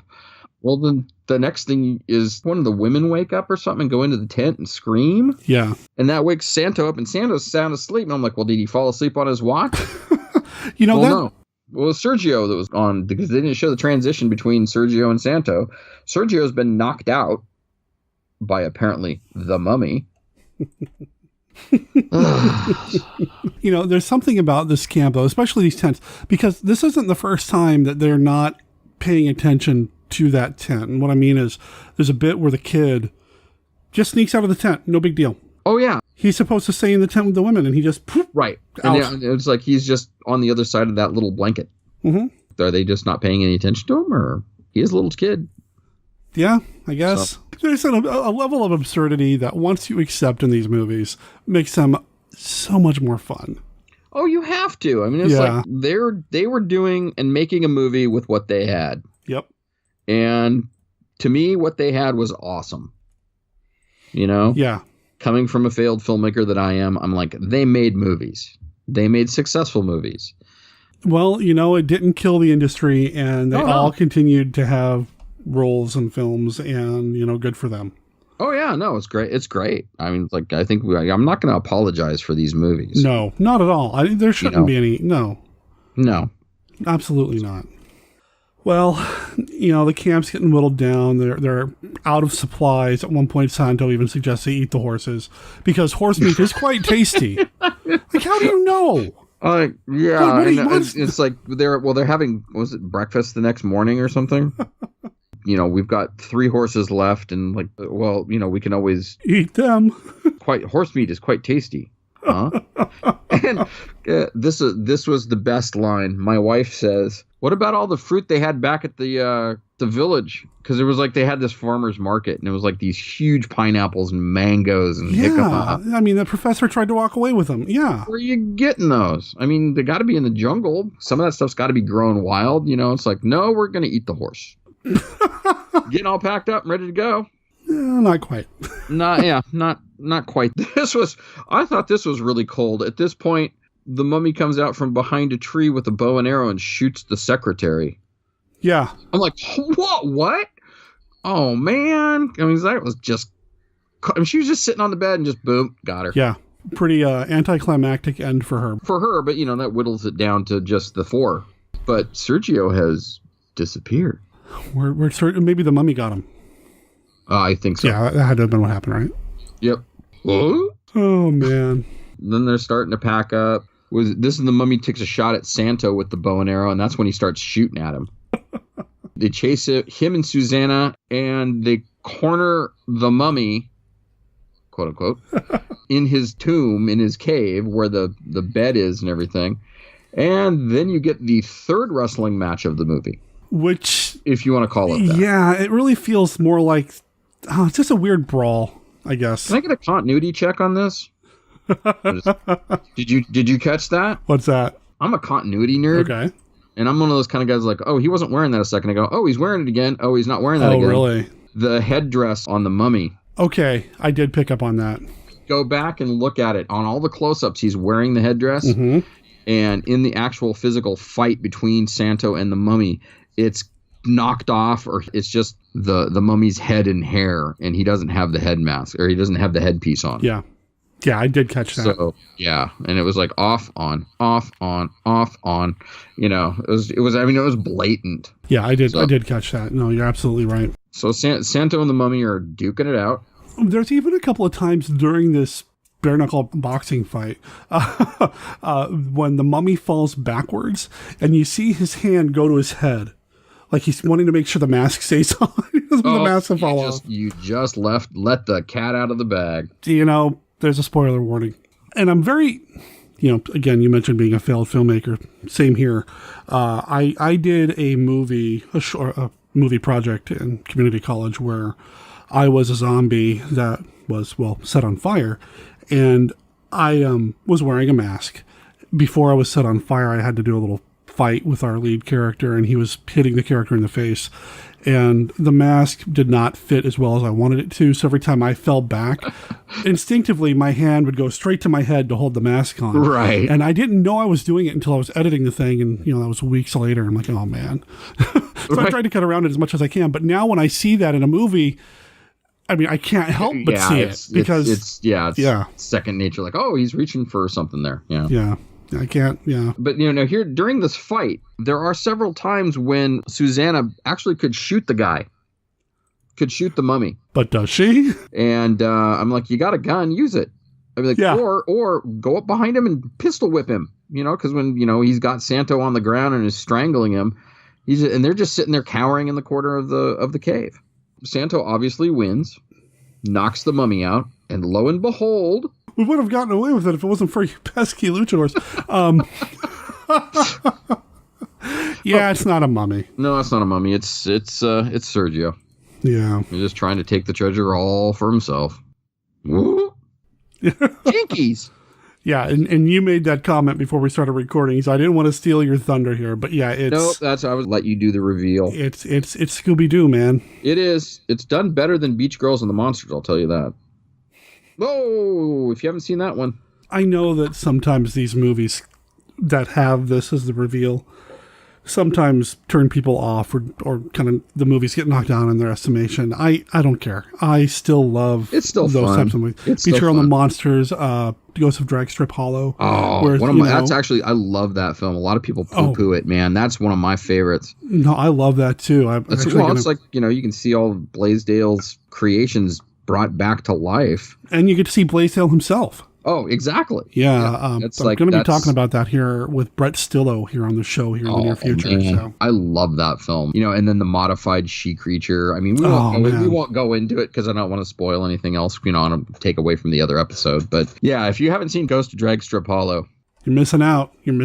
It's a pretty fun film. You'll see a lot of, if you're into B movies, you'll see a lot of little references to other B movie monsters that Paul Blaisdell made. Who is the master. Now, whoever did the makeup, the mummy design in this film was not Paul Blaisdell. No. Boy. Far from it. But I thought it was pretty nice. I mean, it was a nice looking mask. Yeah, no, I'm not saying it's awful. It's just not quite the same. And it's obviously a mask. But then the other thing, too, is that he had to premeditate that because it was a rubber mask he pulls off his head. It's not like he took the mummy's face and made a mask out of it. He had to pre-make that before he left. Yeah, that seemed a little odd to me. And then later, everything's all wrapped up and they go and find the horses that Sergio had packed up and ready for himself so he could escape after he'd killed off everybody. They find the real mummy stashed in a tree. And it's not the first time we've seen the real mummy. We did see the real mummy earlier when one of the professors is showing everybody, see, it's dead, and just starts stabbing it. Right. Well, they took the mummy's body out of the cave and put it in the tent with the other professor. And at that point, you're kind of like, it's going to come to life and kill him. Well, in the movie, it did. Yeah. So the level of respect toward these artifacts is way worse than anything Indiana Jones ever did. Yeah. We're just going to manhandle this mummy, take it out, and then stab it a bunch. Let's take these scrolls and just manhandle the heck out of them. There's no real scientific approach to any of this, even though they keep saying, we're going to take this back to a museum. You're going to take what back to the museum? The way you're handling these things are going to fall apart by the time you get there. But okay. Yeah. It's definitely not archaeology, I'll tell you that. No. Yeah. Well, I still thought that was, that's from the very beginning. It was like, let's just, look at this. Oh, let's take this. Oh, hey, what about this? Oh, look, all these scrolls. Let's take those. Yeah. It's like, it's not like they got out the brushes and the shovels and kind of carefully worked on it. So nobody laid out a grid. Nobody's taking pictures. Nobody's, doing any of this, On par with grave robbers. There you go. Yeah. Pretty much, right? Yep. And then Agapito and Susanna and Santo all ride off into the sunset. Because Santo's got a match. Santo has to get back for his match with El Bufalo. El Bufalo, that was it, yes. The guy's huge, too. Did you... And El Bufalo, I don't believe, was an actual real wrestler. Did you do any research into that? I couldn't really find anything about him. Yeah, I want to say it was probably just some jobber that they threw a mask on and told him to get into the ring, and I would have to think that because it's a mask versus mask match. Do you think they would actually have somebody get unmasked for a film? Well, see, once again we go back to your beginning comment about how the wrestling was put into the films for entertainment purposes. So that would have been awesome to have like an actual mask versus mask match. That's true. So, and then of course, Susanna's at ringside, and she's the new love interest for Santo. Yeah, for this film anyway. But yeah, for this one, and Agapito sitting right there, just cheering him on. And everybody lives happily ever after. The end. There's no real sense of continuity between these Santo films. It's too bad. I wish there was. But they're like James Bond movies, right? Kind of. Just little slices of life. And apparently Santo's life is involved with a lot of, supernatural creatures. That world, that the luchadors are just a thing. And that they wear a mask, no big deal. They're just part of the world. And I love that aspect of these films.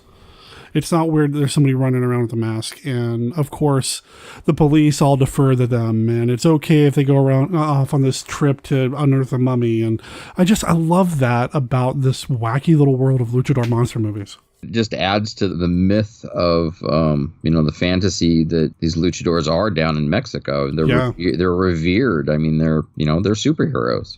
I love it. Got to give the kids what they want. And they kept making money. I mean, they kept doing them. There's a reason why there are so many of them. I mean, they were successful films. Yeah. If it ain't broke, don't fix it. Right. These guys made careers, the filmmakers made careers out of doing that fun stuff. It really is fun. And I love talking about these movies with people who get it. I know that we kind of chuckled through a lot of this, and there's a lot to chuckle about.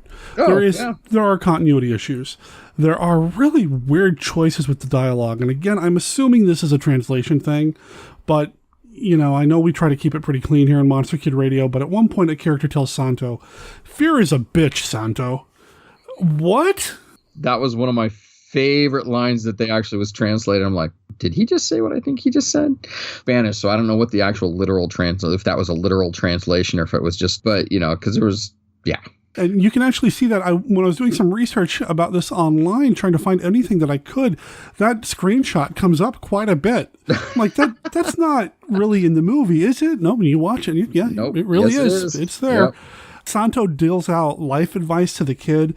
Go ahead and cry now, because you're going to be a man, and men don't cry. You're a child now. You can cry, but when you become a man, don't cry. And sometimes you have to become a man quicker than, Santo's not really, You're not, you're not anybody I'm looking up to, buddy. Yeah. So.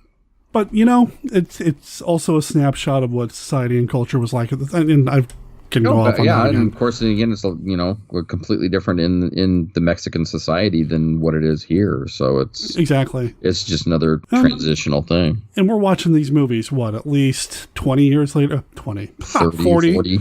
Yeah. God, yeah. How old are we? Right. What year is this? Starting to sound like that professor again.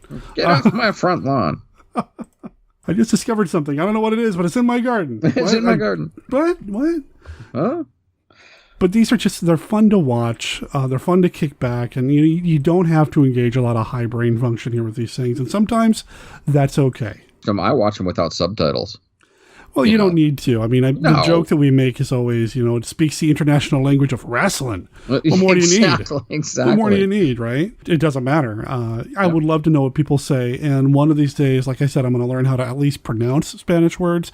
And I would love to be able to speak a little bit Japanese, because I want to watch the kaiju films without subtitles for once, and without dubbing. But, you don't need that with these things. There are some of these movies that have been released without subtitles.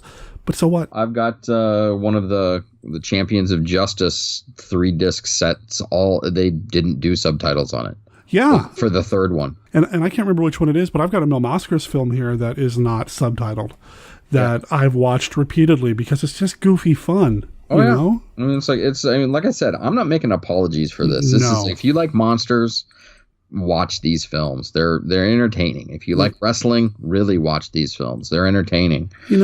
If you like monsters and wrestlers, what are you waiting for? This film itself, the one we just talked about, even though it's not a real monster, it's fun. I hope people check it out. It's got some neat things in it, and you get to see Santo act with his kid. Now, that's kind of neat, right? There's that. So, Mark, Dr. Tongue. Yes. Where can people find it online? drtonguetoys.com, and then you can find me on Etsy. I have a storefront on Etsy under Dr. Tongue's Toys, all one word. That's DrTonguestoys. We're on Instagram. We're on Facebook under Dr. Tongue's Toys. And you're everywhere. You kind of have to be in this day and age. Yeah. Or if you're in Portland, stop by the store. Hey, I'm there. There you go. Where's the store located? 7129 Northeast Fremont Street. That's where Sandy and Fremont come together. There you go. Well, listeners, you've heard me play the audio from the really cool TV spot that you can see if you watch MeTV locally, which I think you produced that, didn't you? Yeah, I wrote and produced it, did the voiceover, starred in it briefly, and still cost me money. It's fun, though. I dig it. Oh, no, yeah, thanks, man. I had a lot of fun. It was, like I said, I'm a failed filmmaker, and I figured that was one of the ways that I would actually get some creative juices going. That, and then doing the spots on the podcast, which I really appreciate you letting me do, man. Oh, man. It's like I have a lot of fun doing those. I have a lot of fun putting them together. I love it when you send something in, and I hope it drums up a little bit of business for you, because listeners, Dr. Tongue's the real deal. He knows his stuff. I love going to the shop. It's just not nearby me, so I don't get out there very often, but you know what? Mark's a monster kid. You got to support our own. Thank you. Dr. Tongue Toys is where you can find Dr. Tongue's I Had That shop. Of course, he's also on Facebook, and he even has an Etsy shop. So go show him some love and tell Mark that you heard about Dr. Tongue here on Monster Kid Radio. You know, I need to have him on the show outside of May, because he loves these monster movies, man. If you spend any time with him at his shop, at Dr. Tongue's I Had That shop, you know, this man is a monster kid through and through. So I appreciate him taking the time to chat with us here during Lucha de Mayo. And yeah, Mark, you're the man. Thanks.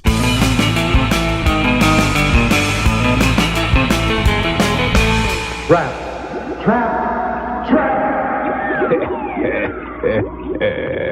They're traps in a whirlpool of shrieking fear.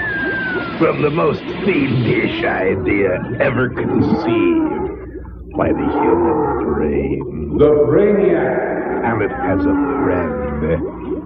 She was beautiful, desirable, and not altogether human. The curse of the crying women. Together they will trap you in a whirlpool of horror. But if you live through it, you will never forget. The Brainiac and the Curse of the Crying Women.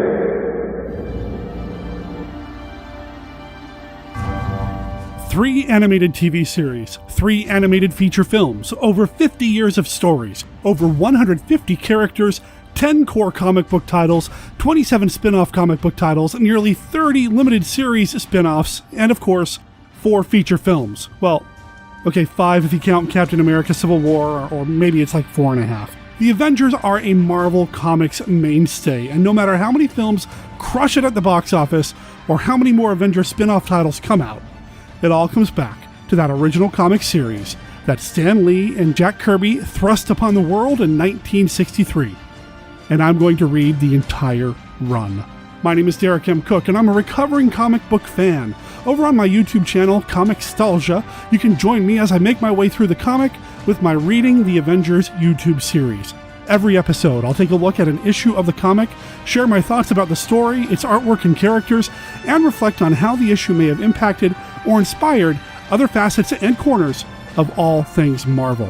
I'd like to invite you to join me as I make my way through every single issue of this iconic comic book.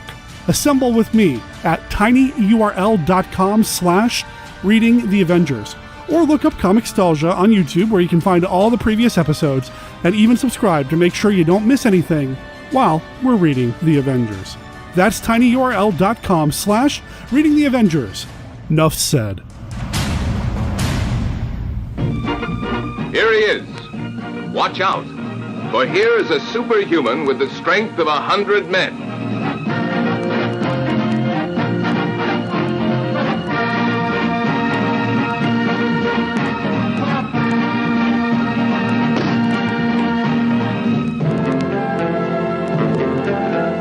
No one and nothing seems able to stop him. Invincible, invulnerable. Argo Man, the fantastic Superman. But even he had his Achilles heel, a beautiful woman's kiss.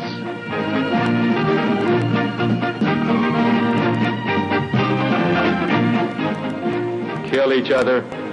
Kill each other.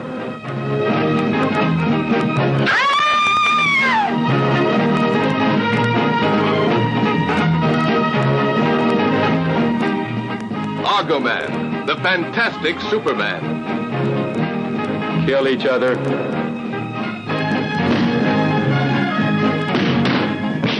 A man gifted with such extraordinary powers that ordinary men were helpless to cope with him. Everyone and everything was pitted against him, from hired killers to the most diabolical inventions of modern science.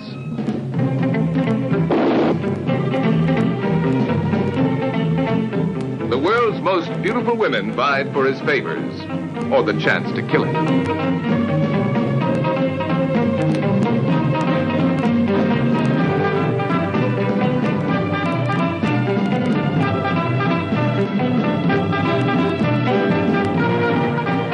Kill each other.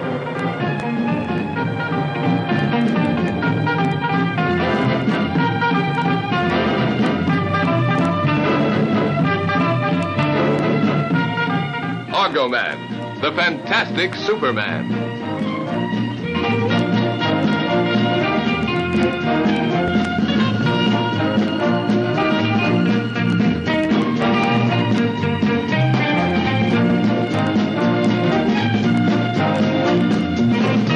Here is a picture which will take you on a journey out of time, carry you on a crest of thrills and laughter from start to finish. Be sure to see this Superman power.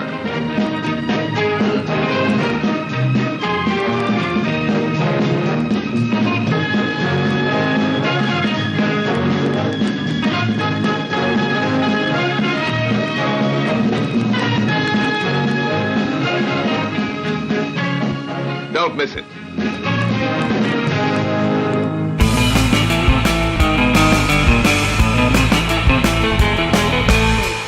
You know, there's still time for you to vote in the third round of the 2019 Monster Movie Madness tournament that we're doing here on Monster Kid Radio. The deadline for this current round is May 12th, and I'm pretty pumped because we've had more votes this time around than the previous two rounds. So, you know, we're getting more activity going, which is awesome.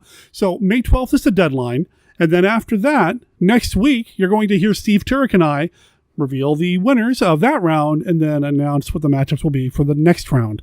Check out tinyurl.com Madness 2019 to fill out your ballot. And only one vote per person, okay? Just trying to keep it honest. Anyway, that brings us to the end of this episode of Monster Kid Radio. I want to thank you guys and gals for sticking around and checking it out, and I hope we really didn't lose you when we started talking wrestling earlier. Like I said with Mark, I don't get an opportunity to talk about that kind of stuff with people very often. So when the opportunity presented itself, I just kind of dove right in, or suicide dove right in.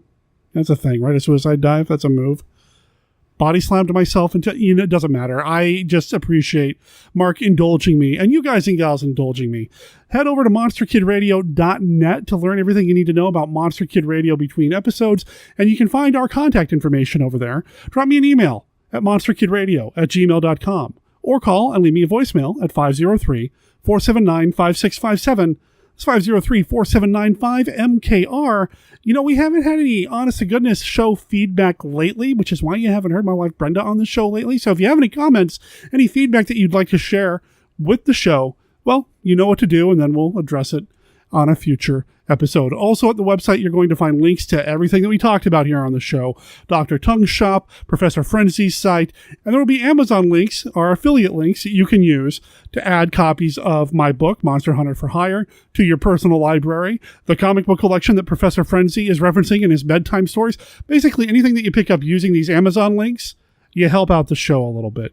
And it was pointed out to me, and I don't know why I didn't realize this, you can use the link from the monsterkidradio.net page to get to Amazon, but you don't necessarily have to buy the item that it's promoting.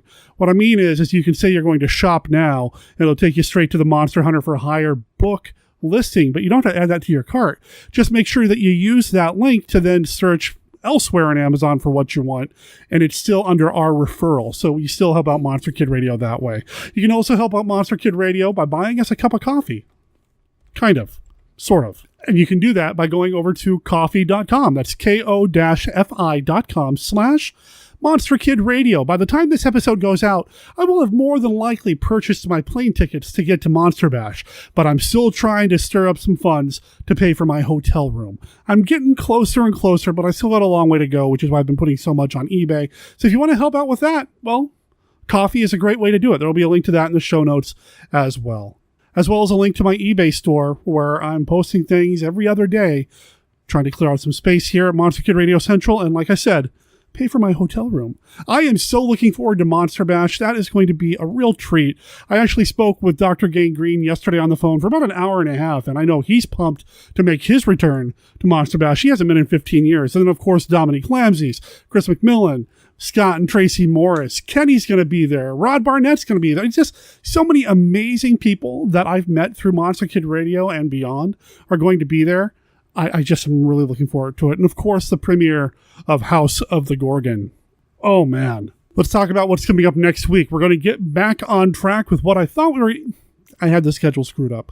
Too many chair shots to the head. I announced the wrong movie last week, but this time I'm announcing the right movie. I'll have Frank Schildener returning to the show, master author, great friend, and big fan of these movies. We're going to be talking about the movie. Okay, I was going to try to pronounce this in Spanish. I even have Google Translate loaded up on my computer right now, reading the Spanish translation to me, but I'm not even going to try. The movie is Santo and Blue Demon versus Dracula and the Wolfman. And this one, I mean, you heard me introduce it last week when we showed it at the Joy Cinema. You're going to hear an in-depth conversation with Frank about this film next week. So stay tuned for that. And of course, you'll have all the regular segments and maybe not so regular segments next week as well. I'm excited for it, and I hope you are too. Monster Kid Radio is a registered service mark of Monster Kid Radio LLC. All original content of Monster Kid Radio by Monster Kid Radio LLC is licensed under a Creative Commons Attribution Non-Commercial No Derivatives 3.0 Unported license. Of course, that doesn't apply to the song Chupacabra Mascota. That belongs to the band Los Penguinos. Now, you can find them on Bandcamp. Surf lospinguinos.bandcamp.com or just go straight to their website, and that's lospinguinos.us. That's lospinguinos.us. That'll take you straight to their website, which will have a link to CD Baby, where you can buy their album by way of Rosarito, so you can support them that way as well. They've also got links to their own Facebook page, their YouTube channel, and all of that. So check them out. Show them some Monster Kid Radio love. My name is Derek M. Cook. I'll talk to everybody next week. Adios.